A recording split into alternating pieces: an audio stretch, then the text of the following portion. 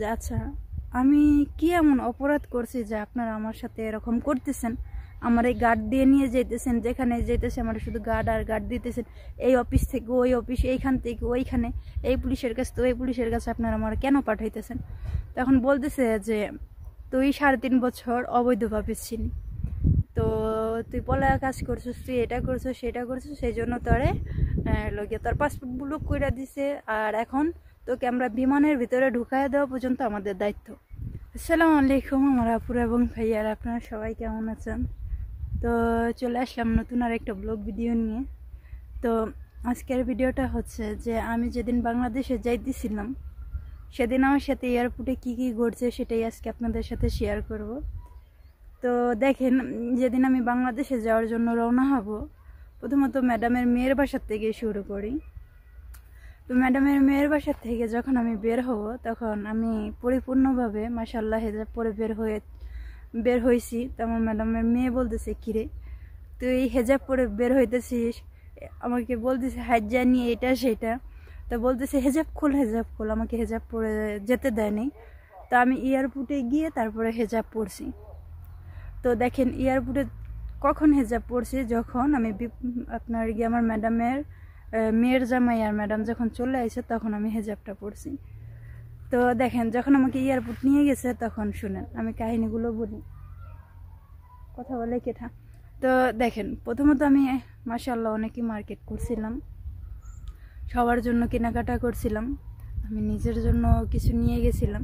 কিন্তু আমার ভাগ্য এতটাই খারাপ ছিল যে আমি কোনো কিছুই আর কি নিতে পারিনি।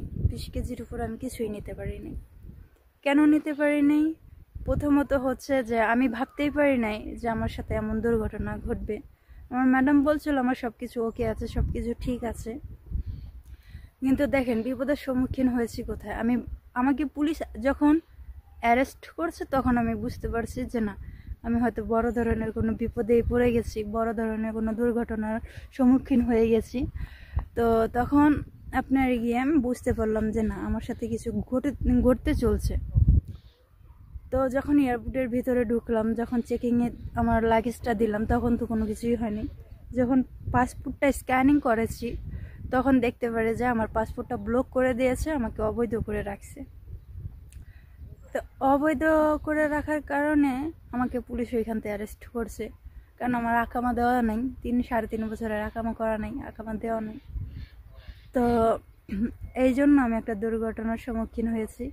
তো যে 2.5 ঘন্টা আমি এয়ারপোর্টে ছিলাম, সেই 2.5 ঘন্টায় আমাকে পুলিশ এখান থেকে ওখানে, ওখান থেকে এখানে মনে করেন যে দৌড়াদৌড়ির উপরে রাখছে।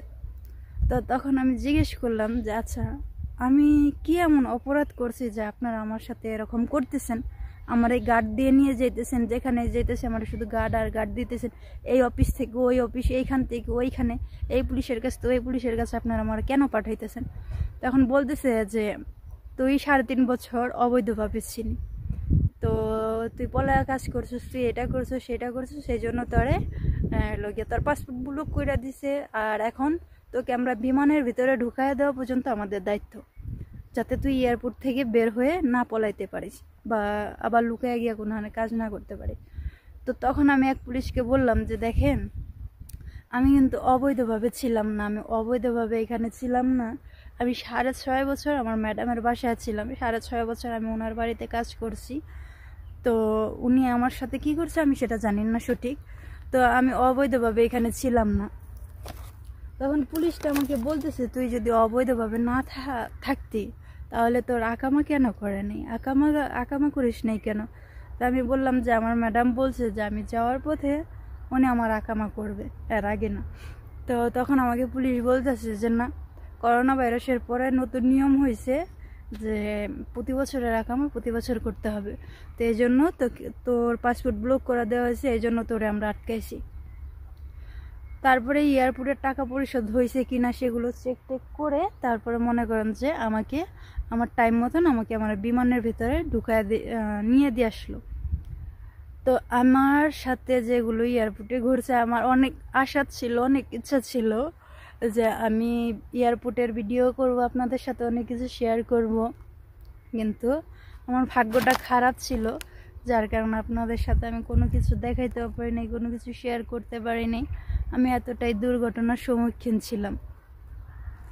তো তারপরে আমি যখন বাংলাদেশে পৌঁছাই, আমাদের বাসায় যাই, তখন মনে করেন যে আমার ফ্যামিলি আমাকে বলে যে আমি এত এত জিনিস কেনাকাটা করছি, সেগুলো কার কাছে পাচার করছি, এটা করছি সেটা করছি, আমাকে অনেক কিছুই বলছে। তো দেখেন আমার সাথে যে কীগুলো ঘটে গেছে এয়ারপোর্টে, তারা কিন্তু জানেন না, আর দেখানোর সুযোগ ছিল না, বিদায় আমি দেখাইতে পারিনি। যদি সেরকম সুযোগ থাকতো তাহলে আমি আপনাদেরকে অবশ্যই দেখাইতাম, বা তাদেরকেও জানাইতাম, বা তাদেরকেও দেখাইতাম। কিন্তু তারা আমাকে বিশ্বাস করে না। আসলে যে জায়গায় বিশ্বাস নেই সে জায়গায় আর কি আছে বলেন। তো আমার অনেক শখ করা জিনিস, নতুন নতুন জিনিসগুলো আমি ফালাইয়া দিছি, অনেক শ্যাম্পু, অনেক ক্রিম ট্রিম আমি সব ফালাইয়া দিছি। তখন আমি এয়ারপোর্টে একদিক দিয়ে পুলিশের হয়রানি, আর একদিক দিয়ে আমার জিনিসগুলো ফালাইয়া দেওয়া লাগতেছে। সেদিকে দুইটা মিলে মনে করেন যে আমি এমনভাবে ভেঙে গেছি, আমি ওই মুহূর্তে আমি কান্নাও করতে পারতেছি না, আমার এতটা কষ্ট হইতেছিল, আমার বুক ফাইটে শুধু শিখাই যাইতেছিল, আমি কি বলবো। তো যাই হোক, এয়ারপোর্টে আমার মতন হয়রানি আর কেউই হয়েন না। পুলিশের হাতে পড়া যে কতটা কষ্টের সেটা আমি জানি, কারণ এক পুলিশ এখান থেকে ওখানে নেয়, ওখান থেকে এখানে নেয়। মনে করেন যে 2.5 ঘন্টা আমি এয়ারপোর্টে ছিলাম, আমার মনে করেন যে দৌড়ের উপরে রাখছে। তো যাই হোক, যারা অবৈধভাবে আছেন জানি না তাদের সাথে কি হয়, আমার সাথে তো আমি বৈধভাবে থাকার কারণে আমার সাথে অনেক কিছু হয়ে গেছে। যারা অবৈধভাবে থাকেন তাদের সাথে কি হয় জানি না। তো যাই হোক, যারা যাবেন দেশে একটু বুঝে শুনে কেনাকাটা করে তারপরে যান, আমার মতন ভুল আর কেউই করেন না। তো আর কি বলবো, আমার জীবন কাহিনী অনেক কিছু, বলতে গেলে অনেক কিছু, না বললেই কিছু না। তো সবাই ভালো থাকেন, আজকের ভিডিওটা এখানেই, দেখা হবে নতুন আরেকটা ভিডিওর সাথে। তো সবাই ভালো থাকেন, সুস্থ থাকেন, আল্লাহ হাফেজ।